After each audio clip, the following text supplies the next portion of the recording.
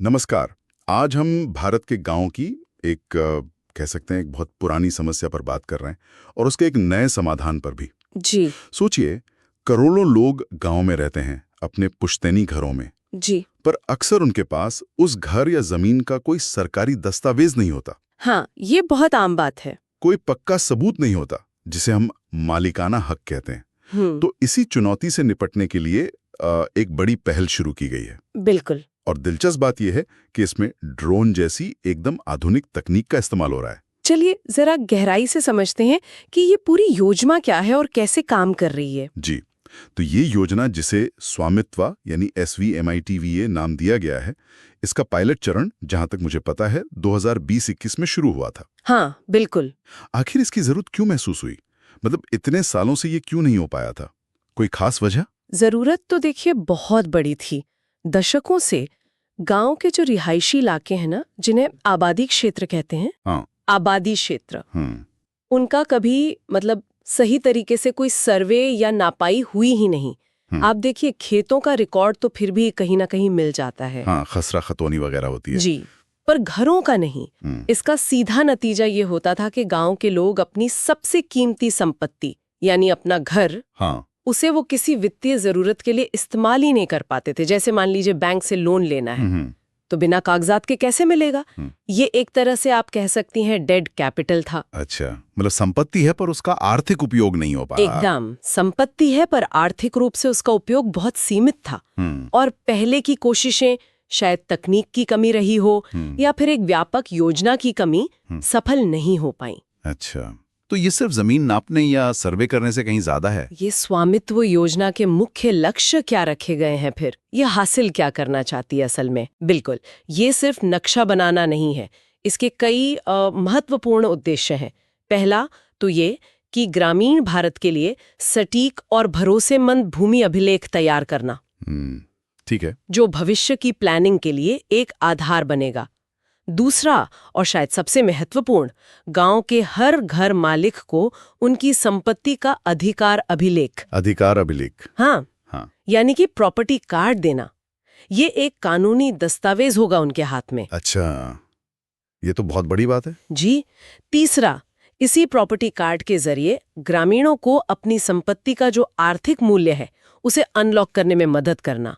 मतलब लोन लेना हो या कोई और वित्तीय लाभ पाना हो, वो आसान हो जाएगा। हाँ, वो संभव हो सकेगा। चौथा, इससे देखिए संपत्ति कर के आकलन का रास्ता भी खुलता है। अच्छा। हाँ, जिससे ग्राम पंचायतों की आय बढ़ सकती है।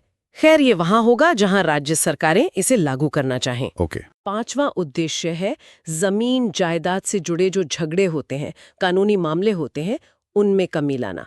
जाहिर है, जब सबके पास स्पष्ट दस्तावेज होंगे तो विवाद कम होंगे। हाँ, ये तो है। और छठा, इन सटीक नक्शों और डेटा से ग्राम पंचायतों को बेहतर विकास योजनाएं मतलब GPDP बनाने में भी मदद मिलेगी। या ये वाकई दिलचस्प हो जाता है, खासकर वो प्रॉपर्टी कार्ड वाली बात। लेकिन ये सब जमीनी स्तर पर किया कैसे जा रहा है? आपने ड्रोन का जिक्र किया था शुरू में। क्या इस बार टेक्नोलॉजी ही असली बदलाव ला रही है? हाँ, बिल्कुल। टेक्नोलॉजी एक बहुत बड़ा अंतर पैदा कर रही है। इसमें जो लेटेस्ट ड्रोन तकनीक है उसका इस्तेमाल करके गांव के आबादी क्षेत्रों की हाई रेजोल्यूशन तस्वीरें ली जा रही हैं, जिससे एकदम सटीक नक्शे बन सकें। लेकिन देखिए, सिर्फ ड्रोन ही नहीं है। सटीकता और बढ़ाने के लिए कोर्स ये क्या है? कोर्स यानी कंटिन्यूअस ऑपरेटिंग रेफरेंस सिस्टम। ये जमीन पर स्थित स्टेशंस का एक नेटवर्क होता है। अच्छा। जो ड्रोन से मिली तस्वीरों को जियो रेफरेंस करके उनकी सटीकता को और भी ज्यादा बढ़ा देता है। तो प्रक्रिया सिर्फ ड्रोन उड़ाने तक ही सीमित नहीं है। अच्छा, तो पूरी प्रक्रिया क्या है फिर ड्रोन सर्वे के बाद? हाँ, तो ड्रोन सर्वे के बाद उस डेटा की प्रोसेसिंग होती है। उससे एक शुरुआती नक्शा बनता है।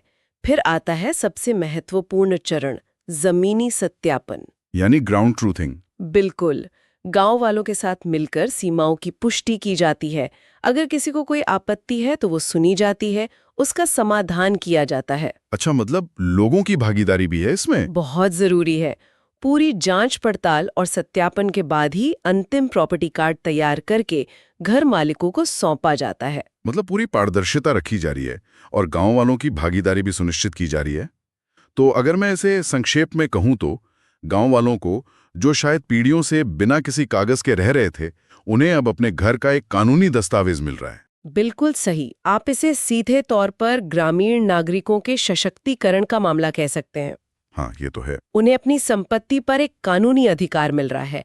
इससे न सिर्फ उनकी वित्तीय स्थिरता बढ़ेगी, बल्कि एक आत्मसम्मान भी बढ़ेगा। सही कहा।